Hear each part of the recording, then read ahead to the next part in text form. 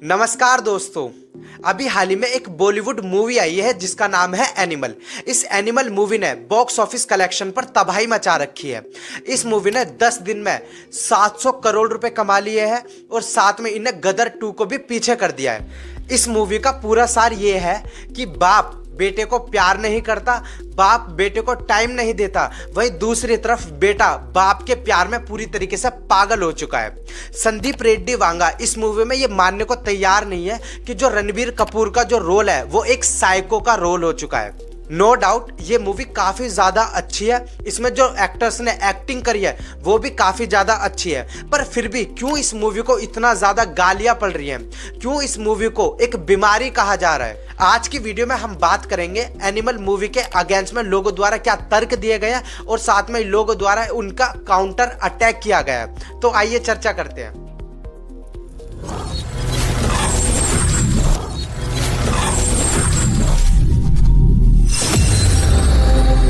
सबसे पहला आर्गुमेंट यह है कि कुछ लोगों को यह लग रहा है कि इस मूवी में बहुत ही ज़्यादा वॉयलेंस हुआ है। अगर हमारे देश का युवा ऐसी मूवीज को देखता है तो वो ऐसे ही एक्टर बनना चाहेगा, इन्हीं लोगों की तरफ आकर्षित होगा, देश में हिंसा बढ़ेगी और लोग युवा भी हमारा इसी तरीके से हरकत करने लग जाएगा कि इन पिक्चरों का, इन वॉयलेंस का और गलत नेगेटिव रोल को हीरो की तरह पेश करने में हमारे आज के खासकर 11वीं और 12वीं के बच्चे इनको रोल मॉडल मानने लगे हैं। कई इस तरह की हिंसा हमें समाज में देखने को मिल रही है जो तो क्या ये सच है?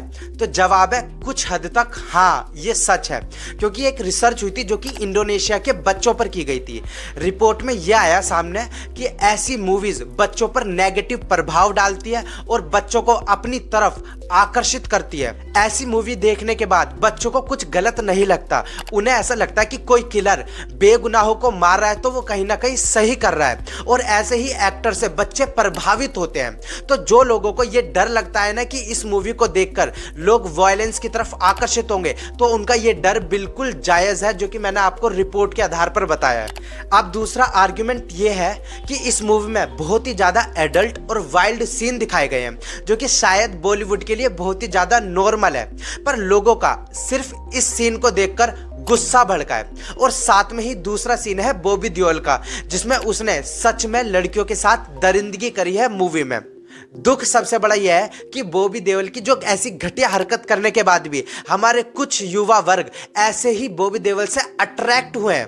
तो शायद हमारे देश का युवा भटक रहा है और हमारे देश के युवा के मन में भी ये गलत नहीं लगता। थर्ड आर्गुमेंट बहुत ज़्यादा इंपॉर्टेंट है, जो अल्फा मेल की ओर इशारा करता है, और यही रीज़न है कि क्यों इस मूवी को इतनी ज़्यादा गालियाँ पड़ रही हैं। इस पॉइंट को बताने से पहले हम थोड़ा इतिहास पर नजर डालते हैं। आप बुरा मानो या भला मानो, पर एक बात बिल्कुल सच है कि भारत उन देशों में टॉप पर था जहां प्राचीन समय में महिलाओं को कोई सम्मान नहीं दिया जाता था, पुरुष को हमेशा महिला के ऊपर दिखाया जाता था, हमेशा मेल फीमेल को डोमिनेट करता था। पर कुछ साल पहले से महिलाओं को काफी सारे अधिकार दिए गए थे, महिलाओं की स्थिति थोड़ी उच्च हुई थी। अब भारत में महिलाओं की स्थिति सुधर रही थी, और इसी समय एक एनिमल जैसी मूवी आती है जिसमें रणवीर कपूर को, जिससे कि जो हमारे देश के युवा इंस्पायर्ड होंगे, रणवीर कपूर को इस मूवी में मेल डोमिनेंट दिखाया गया है। रणवीर कपूर इस मूवी में रश्मिका मंदाना में जब मन करता है थप्पड़ जड़ देता है। और एक सबसे इंपॉर्टेंट बात, हर लड़के में लड़की के मासिक धर्म को लेकर रिस्पेक्ट होनी चाहिए, पर इस मूवी में रणवीर कपूर ने रश्मिका मंदाना के मासिक धर्म को लेकर काफी बार मजाक बनाया था। एक सीन में तो रणवीर कपूर ने इतनी घटिया बात कही, उसने कहा कि अगर तुम मुझसे सच्चा प्यार करती हो तो मेरा जूता चाटो। सच बताना, आपको ये बिल्कुल छपरी वाली हरकत नहीं लगी? और ये बात रणवीर कपूर ने कही है। दूसरे सीन में रणवीर कपूर के पास, भाई के पास बहुत सारे हथियार हैं, बहुत सारे मुस्टंडे हैं, चाहता तो वो तृप्ति डिमरी के सर पर गन रखकर सब कुछ उगलवा सकता था, पर नहीं, भाई को तो अपने बाप को बचाने के लिए तृप्ति डिमरी के साथ सोना ही पड़ेगा। और जब ये ऐसी हरकत करने के बाद वो रश्मिका मंदाना के पास आता है और जब सच बताता है तो भाई हर एक वाइफ को गुस्सा तो आएगा। अब जब उसकी वाइफ रश्मिका मंदाना इस मूवी में कहती है कि अगर मैं किसी और के साथ सोऊं तो भाई को गुस्सा आ जाता है, तब कहता है कि जान से मार दूंगा मैं। यहाँ ये साफ साफ एक्सपेक्ट कर रहा है कि मैं अपने बाप का नाम लेकर किसी और के साथ सो लूं, चीट कर लूं, पर बात अब मेरी वाइफ के ऊपर आए तो मेरी वाइफ चीट ना करे, मैं जितना मर्जी कर लूं। ये आई ना पुराने टाइम के मर्दों वाली बात, और ये कहाँ का लॉजिक है मैन, अपने बाप को बचाने के लिए किसी और के साथ। एक लास्ट के सीन में तो रणवीर कपूर रश्मिका मंदाना से कहता है, अगर मैं आज मर जाऊं तो तुम दोबारा शादी मत करना।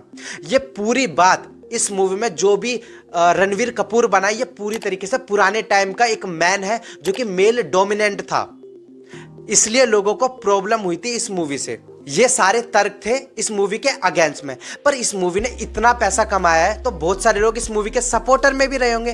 तो अब बात करते हैं मूवी के सपोर्टरों के ऊपर। बहुत से लोगों ने कहा है ना कि ये मूवी बहुत ज़्यादा वॉयलेंट है। वेट, बहुत ज़्यादा? तो ये क्या है? और ये अगर सपोज करो इंडिया में वॉयलेंट मूवी बनानी ही छोड़ दी, तो क्या सच में इंडियन लोग वॉयलेंट मूवी देखना ही छोड़ देंगे? हर किसी के पास अपना इंटरनेट है, वो हॉलीवुड की मूवीज देख लेंगे जिसमें वॉयलेंस भरा रहता है, वो कोरियन ड्रामा देख लेंगे जिसमें वॉयलेंस होता है, वो चाइनीज मूवी भी तो देख सकते हैं। जिस भी लोगों को बिगड़ना होगा तो वो वैसे भी बिगड़ सकता है, जरूरी है ये एनिमल मूवी ही बिगाड़ेगी? तो ये एनिमल मूवी पे ही इतना ज्यादा ऑब्जेक्शन क्यों उठाया जा रहा है, बताऊंगा लास्ट में। सेकंड, बहुत सारे लोगों द्वारा कहा गया कि ये भाई एडल्ट मूवी है। बिल्कुल सही कहा भाई, ऐसा किसी को नहीं दिखाना चाहिए, पर वेट, ऐसी खाली एक लौती मूवी है? 4 मोर शॉट, मिर्जापुर और इमरान हाशमी की सारी मूवी और काफ़ी सारे शोज हैं जैसे कि बिग बॉस, टेम्पटेशन आइलैंड, ये सारे भी तो इतने वाइल्ड हैं, एडल्ट हैं। इनको भी तो बंद कराना चाहिए। ये हो सकता है बंद? इन पे कहीं आवाज़ उठाई गई? बिल्कुल नहीं उठाई गई। थर्ड पॉइंट, जो चीज ज्यादा खरीदी जाती है वही चीज लोगों द्वारा ज्यादा बेची जाती है। एग्जाम्पल के तौर पर बाहर जाओगे ना तो फास्ट फूड ही ज्यादा मिलेगा, कभी देसी खाना मिलेगा बाहर? इतना नहीं मिलेगा। तो इसी तरीके से डायरेक्टरों को पता है कि जो हमारा आज का यूथ है वो क्या देखना पसंद करता है। भाई हर किसी भी देश की आर्मी को छोड़कर कोई भी ऐसी जॉब नहीं है जो अपना फायदा ना देखती हो।